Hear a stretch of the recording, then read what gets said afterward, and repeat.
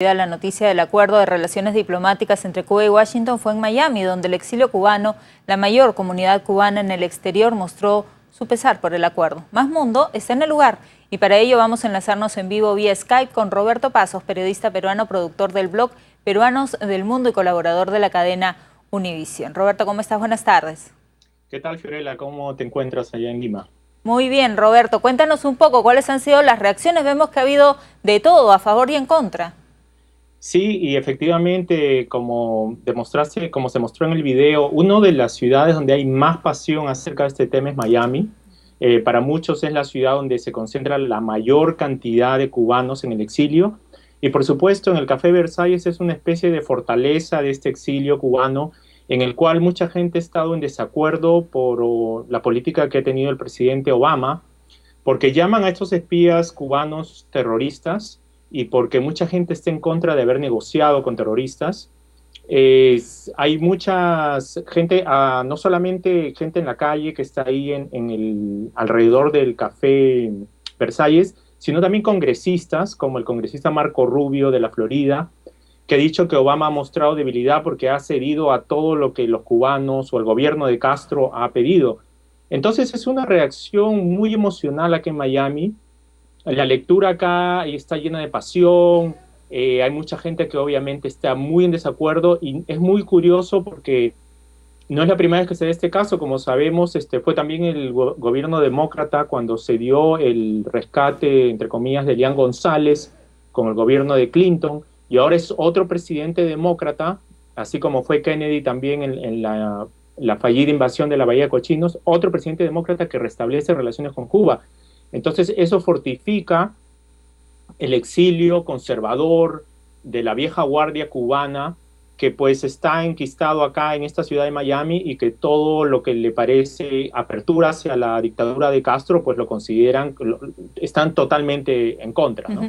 Roberto, un poco para entenderlo y para tenerlo claro, ¿cuál es el principal argumento a favor y cuál es el principal argumento en contra? O en todo caso, ¿quiénes sí están a favor y quiénes están en contra?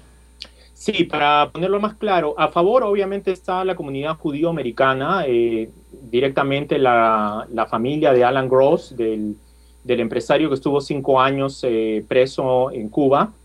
También está la Cámara de Comercio norteamericana, está a favor porque están viendo una oportunidad para hacer nuevas inversiones en la isla caribeña. Y también mucha de la nueva camada o la nueva generación de los cubanoamericanos, quienes ya no tienen ese resentimiento hacia el gobierno de Cuba, si no ven en las sanciones algo que no ha funcionado y que después de 53 años verdaderamente no ha llevado a ninguna causa. Y en contra, como lo dije anteriormente, está la vieja guardia del exilio cubano, esa gente que para ellos cualquier tipo de diálogo con el gobierno de Castro, mejor dicho, la única condición para un diálogo con el gobierno de Cuba es que los Castros salgan del poder. Entonces, para ellos, ningún tipo de negociación, no tiene que haber ningún tipo de negociación con la dictadura. Y también, como hemos visto, pues los congresistas republicanos, que claro, ellos tienen que anunciar que esto es algo muy malo para ellos porque definitivamente necesitan el electorado acá de Miami, ¿no? Para ganar las elecciones. Ahora, Roberto, hay anuncios que ha hecho el presidente que no solamente dependen de él, sino también del Congreso. ¿Esto no ha sido tomado en cuenta también por los cubanos? Efectivamente, esto es algo como un sabor agridulce, porque por un lado Obama, que ya no va a reelegirse porque ya no lo puede hacer, acá solamente los gobiernos pueden reelegirse una sola vez, él no tiene nada que perder, él ya no se presenta a la reelección, es un presidente saliente y lo hace, pero él sabe que va a ser muy difícil que el embargo sea levantado en el Congreso porque, como sabemos, él ha perdido las elecciones, el Partido Demócrata, y en la última elección que hubo en noviembre pasado, los republicanos han tomado el control de la Cámara de Representantes como del Senado. Es muy poco probable que esto pase, y por las reacciones que hemos visto hoy día de los congresistas, como por ejemplo Marco Rubio, que es el cubano-americano que va a estar en una comisión exactamente de asuntos de Cuba, él no va a votar por ninguna medida de levantar el embargo, ni siquiera va a ratificar al embajador, al futuro embajador de Estados Unidos, o que Obama presente para que sea el primer embajador después de mucho tiempo de Estados Unidos en La Habana.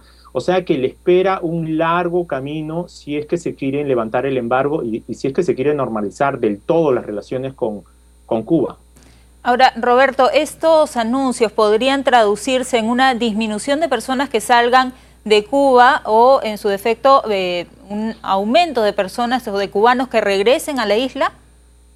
Bueno, estas medidas son un poco lo que mucha gente lo llama como medidas razonables en el sentido de que si no puedes con el enemigo, únete con ellos, ¿no? Es lo que hizo Nixon cuando restableció relaciones con China y comenzó a acercarse a China y ahora, como sabemos, son las relaciones regulares. Mucha gente que está a favor de esta medida dicen que Cuba no sería la única dictadura que tiene relaciones normales con Estados Unidos. Está China, por supuesto, donde no hay libertad de prensa, y está el Partido Comunista, está el gobierno de Vietnam, lo dijo el propio Obama. Entonces, lo que se espera con esta flexibilización que está haciendo Obama, de que haya más dinero de envíos desde Estados Unidos hacia Cuba, de que posiblemente se levante el embargo después de la aprobación del Congreso, lo que está haciendo es que verdaderamente ese flujo de capitales que va a entrar a la isla sea el verdadero factor que propicie un cambio real en la sociedad cubana.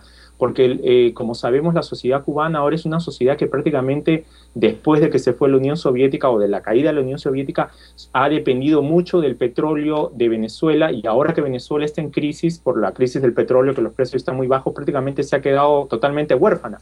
Entonces, para Cuba esto es muy importante si quiere sobrevivir como país, y por eso Raúl Castro ha hecho un anuncio también al mismo tiempo que Obama, y está muy de acuerdo de que esto pase, porque ellos necesitan esta inyección de capitales que posiblemente Obama espera que sea el verdadero cambio que se experimenta en la isla. Roberto, y ya para finalizar, ¿qué tanto peso, qué tanta influencia tiene la comunidad cubana en Estados Unidos como para poder hacer algún cambio luego de estos anuncios? Bueno, la comunidad cubana en Estados Unidos tiene un peso muy relativo.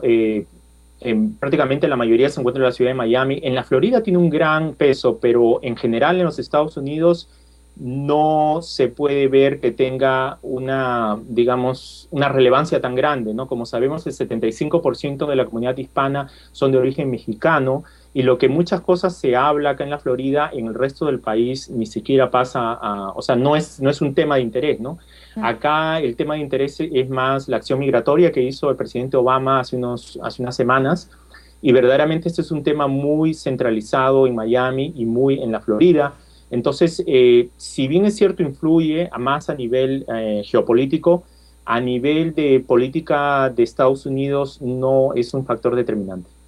Bien, Roberto, muchísimas gracias por toda esta información. Era Roberto Pazos, periodista peruano, productor del blog Peruanos del Mundo y colaborador de la cadena Univisión. Muchísimas gracias por este enlace. Bien, vamos